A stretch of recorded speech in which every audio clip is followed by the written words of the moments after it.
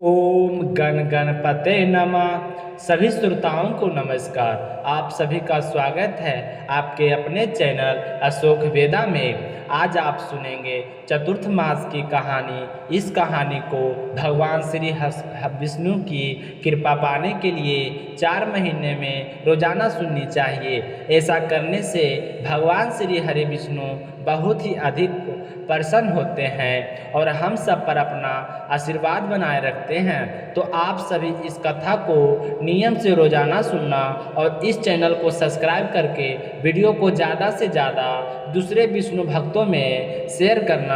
एक कथा के अनुसार देवताओं के राजा बलि के भय से मुक्ति दिलाने के लिए भगवान विष्णु ने ब्राह्मण अवतार लिए और राजा बलि के यज्ञ स्थल पर पहुंच गए।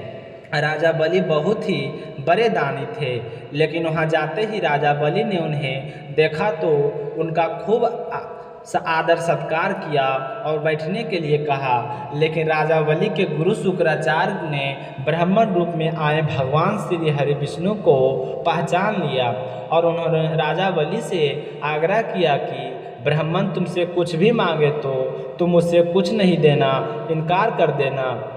यह जो ब्राह्मण दिखाई दे रहा है यह साक्षात भगवान विष्णु हैं, जो देवताओं के लिए सहायता के लिए तुमसे सब कुछ छीनने के लिए आए हैं। तो राजा बलि कहने लगा कि भगवान मेरे द्वार पर कुछ मांगने आए और मैं ना दूं, ऐसा तो कभी हो ही नहीं सकता। मैं तो बड़ा दानी हूँ, भगवान के लिए पीछे कैसे हट सकता हूँ। तो इस तरह राजा बलि ने गुरु शुक्राचार्य की बात नहीं मानी और ब्राह्मण अवतार में भगवान से कहें कि मैं आपकी क्या सेवा करूं।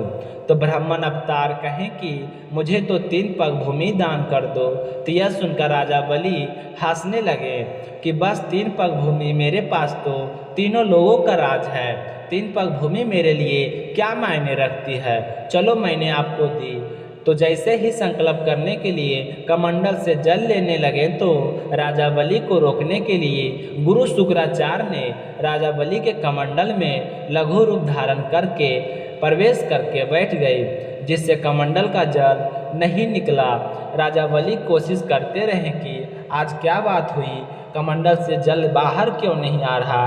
ब्राह्मण अवतार भगवान गुरु शुक्राचार्य की चाल को समझ गए।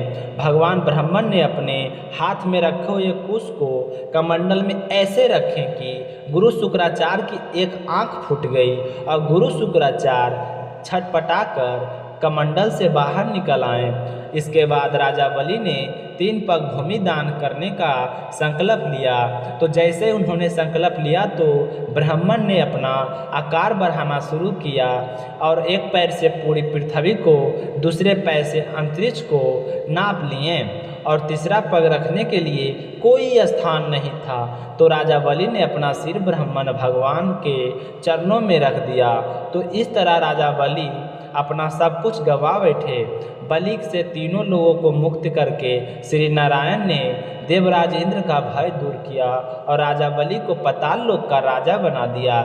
लेकिन राजा बलि की दानशलता के भक्ति भाव से देखकर भगवान विष्णु ने बलि से वर मांगने के लिए कहा। तो राजा बलि ने हाथ जोड़कर भगवान श्री हरि विष्णु से कहें कि आप मेरे साथ पाताल लोक चलें और हमेशा वहीं पर निवास करें। तो भगवान विष्णु ने अपने भक्त बलि की इच्छा पूरी की और उसके साथ पाताल लोक चले गए। तो विष्णु जी इस तरह पाताल लोक चले जाने से सारे देवी देवता और देवी लक्ष्मी चिंतित हो उठे।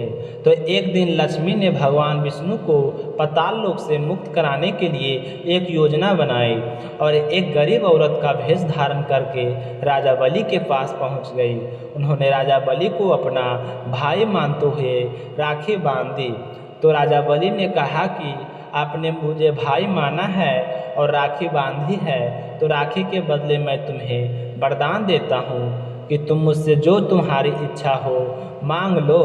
तो गरीब औरत का धारण किए लक्ष्मी माता ने हाथ जोड़कर कहा कि भैया आप पाताल लोक में निवास कर रहे हैं, भगवान श्री हरि विष्णु को वहाँ से मुक्त कर दें और स्वर्ग लोक में जाने की अनुमति दे दें। तो वचन के अनुसार राजा बलि ने भगवान श्री हरि विष्णु को स्वर्ग लोक जाने का आदेश दे दिए, लेकिन भगवान श्री हरि विष्णु अपने भक्त को निराश नहीं करना चाहते थे। इसलिए उन्होंने राजा बलि को वरदान दिए कि मैं तुम्हारी भक्ति से बहुत ही प्रसन्न हूँ, इसलिए हर साल आषाढ़ माह के शुक्ल एकादशी से लेकर कार्तिक शुक्ल एकादशी तक पाताल लोक में ही निवास करूंगा।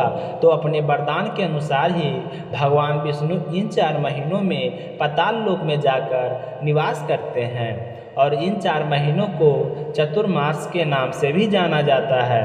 कहा जाता है कि जो भी विष्णु भक्त इस कथा को चतुर्थ मास के दौरान सुनता है उसकी सारी मनोकामनाएं पूर्ण होती है और श्री हरि विष्णु को आशीर्वाद हमेशा बना रहता है। तो आज की कहानी आपको कैसा लगा कमेंट करके ज़रूर बताइए। आप सभी का बहुत बहुत धन्यवाद। जय श्री विष्णु। आपकी सारी मनोकामनाएं पूर्ण